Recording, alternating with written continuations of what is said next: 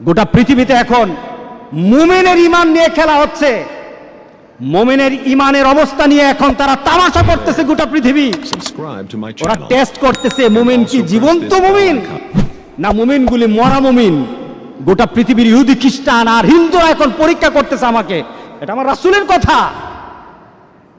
মরে দেখো তোমার শান, তোমার মর্যাদা, তোমার অবস্থান, তোমার ক্ষমতা, তোমার অর্থ, মরে দেখো।